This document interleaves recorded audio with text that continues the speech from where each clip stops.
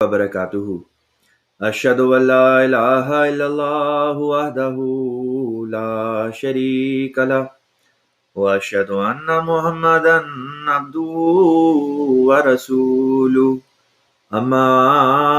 बअदु फ़अऊज़ु बिल्लाहि मिनश शैतानिर रजीम। बिस्मिल्लाहिर्रहमानिर्रहीम। मुअज़्ज़ज़ सामीन व मुशाहिदीन किराम, खाकसार मुरब्बी सिलसिला फरहान रब्बानी आपको जमात अहमदिया मुस्लिमा की इस ऑफिशियल मरकज़ी वेबसाइट www.alislam.org के इस चैनल पे,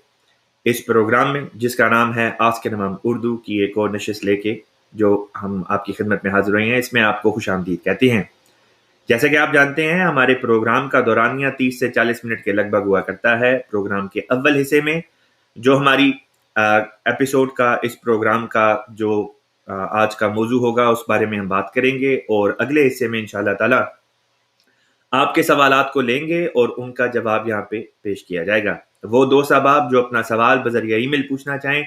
ईमेल हमारा स्क्रीन के ऊपर आ रहा है, urdu@alislam.org। आप बजरिया ईमेल भी हमसे रब्ता कर सकते हैं। उसके अलावा अगर आप ट्विटर पे हमारे प्रोग्राम को देख रहे हैं तो वहाँ पे भी आप अपना सवाल पूछ सकते हैं, और अगर यूट्यूब पे देख रहे हैं या फेसबुक के ज़रिए से देख रहे हैं तो उसके ज़रिए से भी आप अपने सवालात चैट सेक्शन में हमें भेज सकते हैं। इस बुनियादी तारुफ के बाद अब उस असल मौजू की तरफ चलते हैं, जो हमारा आज का मौजू गुफ्तगू होगा। जी हाँ, जैसा कि आप पढ़ सकते हैं, आज की वीडियो का टाइटल है सूरह सफ में मज़कूर इमाम मेहदी अलैहिस्सलाम का जिक्र। आज खाकसार आपकी खिदमत में एक ऐसी पेशन गोई के ऊपर से पर्दा हटाएगा जिसको देखकर, जिसको पढ़कर अगर तो इंसान के अंदर खुदा का खौफ हो और अल्लाह ताला की तरफ से तकवा अता हो तो लाजमी तौर पे इंसान के सामने हकीकत जो है वो आ जाएगी।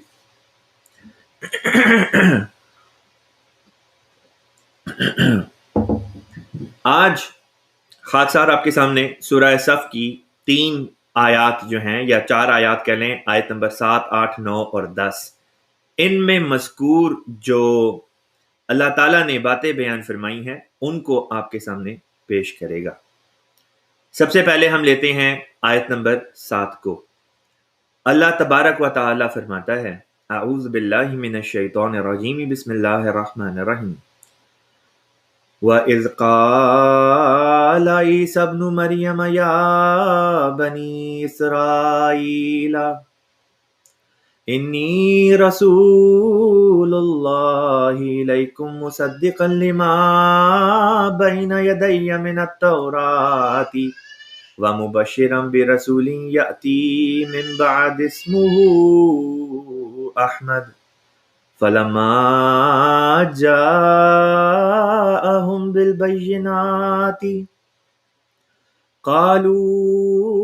हाज़ा सिहरुम मुबीन। इस आयत पाक का तर्जुमा है, और याद करो जब ईसा इब्ने मरियम ने कहा, ए बनी इसराइल, यकीनन मैं तुम्हारी तरफ अल्लाह का रसूल हूँ, उसकी तस्दीक करते हुए आया हूँ जो तौरात में से मेरे सामने है, और एक अजीम रसूल की खुशखबरी देते हुए जो मेरे बाद आएगा, जिसका नाम अहमद होगा। बस जब वो खुले निशानों के साथ उनके पास आया तो उन्होंने कहा, ये तो एक खुला खुला जादू है। इस आयत करीमा में हज़रत ईसा इब्ने मरियम अलैहिस्सलाम अपने बाद एक खुदा के पैगंबर, एक नबी के आने की बिशारत देते हैं और फरमाते हैं कि उस आने वाले का नाम अहमद होगा, वो खुले खुले निशान लेकर जाहिर होगा, लेकिन लोग ये कहकर इनकार कर देंगे कि ये तो जादू है। अब ये बात रसूल पाक सल्लल्लाहु अलैहि वसल्लम के ज़माने में एक दफ़ा पूरी हुई। हुज़ूर सल्लल्लाहु अलैहि वसल्लम का सिफाती नाम अहमद है, लेकिन एक और वजूद ऐसा है जिसकी इस उम्मत में तशरीफ़ आवरी का इंतज़ार तकरीबन तमाम मसालिक के उलमा और उनसे ताल्लुक़ रखने वाले अहबाब करते चले आ रही हैं। وہ وجود سیدنا امام مہدی علیہ الصلوۃ والسلام کا وجود باجود ہے، اور جو مختلف مکتبہ فکر کے جو بھی جتنے بھی سکولز آف تھاٹ ہیں، وہاں پہ ان کی جو بھی تفاسیر ہیں اور جو بھی ان کی روایات کی کتب ہیں، ان میں یہ باتیں مذکور ہیں کہ آنے والے اس امت میں امام مہدی کا نام احمد ہوگا۔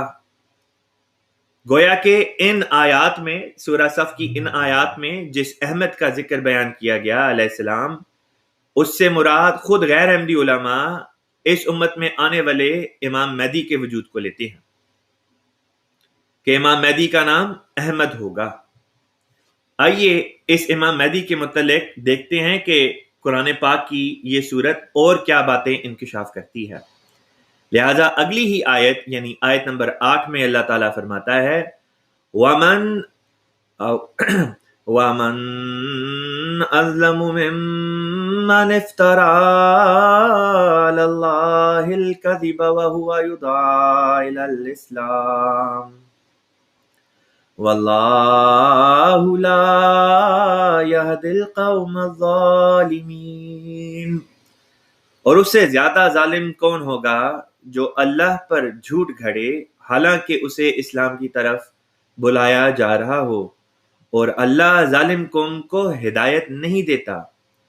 اب یہ آیت کریمہ بھی دیکھیں، اس میں کیا بات ہے جس کا اللہ تعالیٰ نے انکشاف فرمایا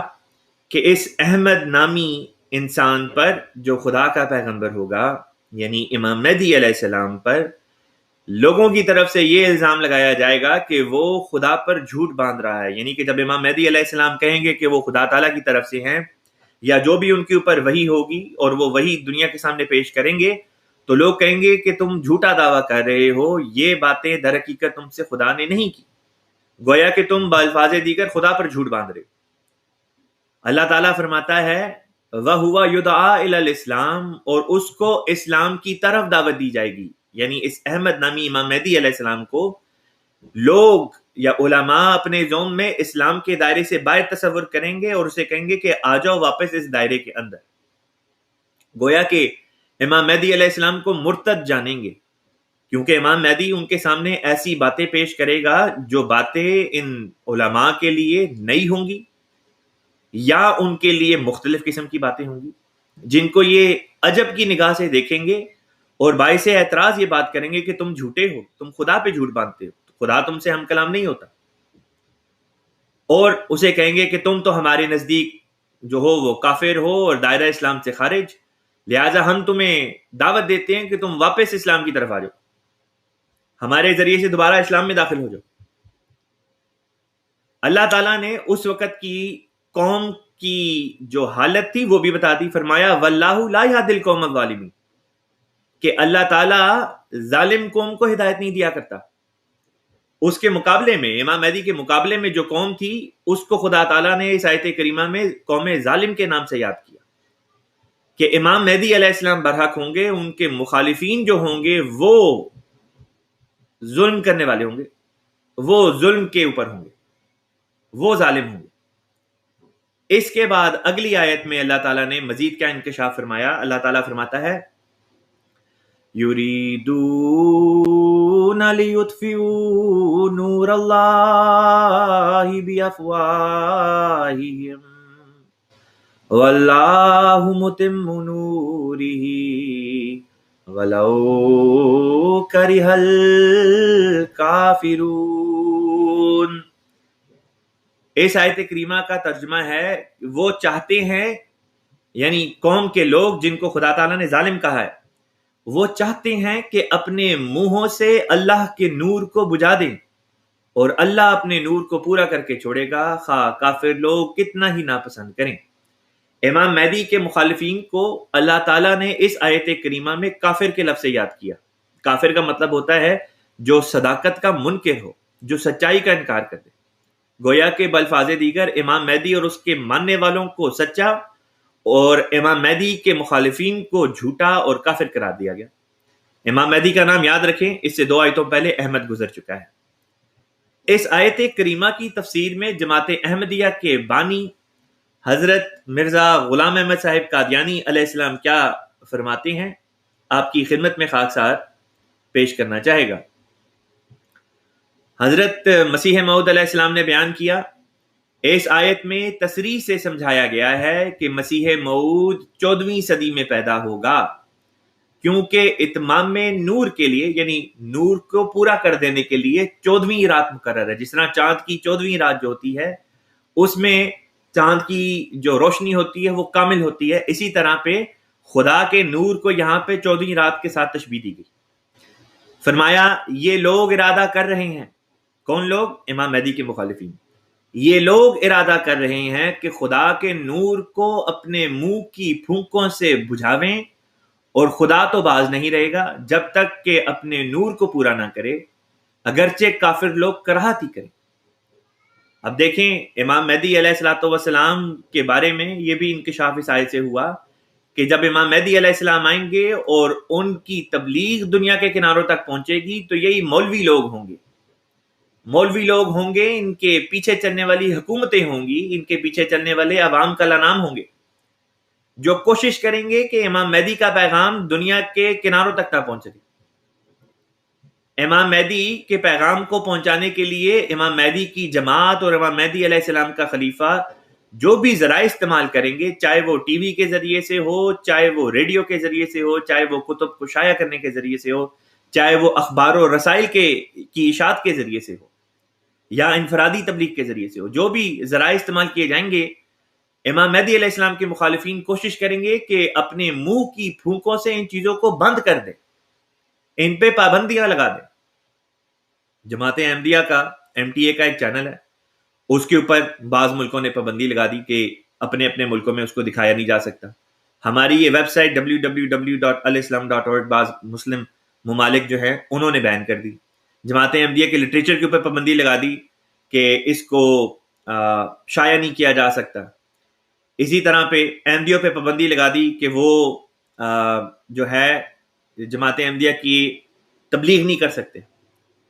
اسی طرح پہ جماعت احمدیہ جو ہے وہ اپنے حق میں بات نہیں کر سکتی۔ جماعت احمدیہ پہ اگر کوئی اعتراض کیا جائے، کوئی سوال اٹھایا جائے تو اس کا جواب نہیں دے سکتے،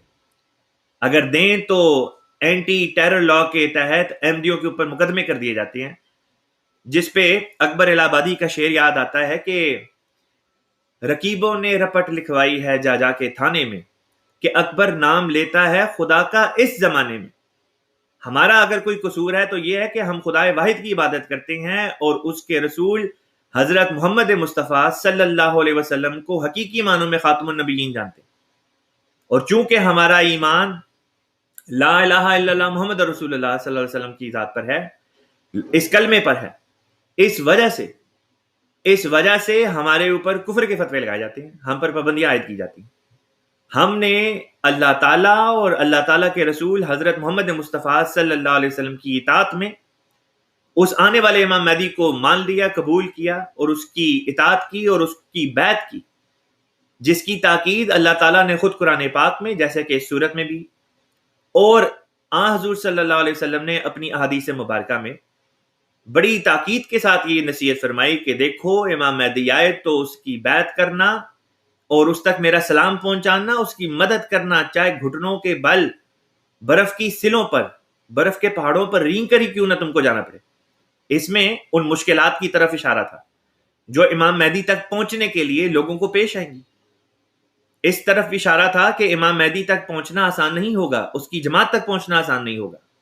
بڑی تگ و دو کرنی پڑے گی، تکلیفیں برداشت کرنی پڑیں گی، پھر جا کے کہیں امام مہدی تک انسان پہنچ سکے گا، امام مہدی کی جماعت میں داخل ہو سکے گا۔ یہ تکلیفیں، یہ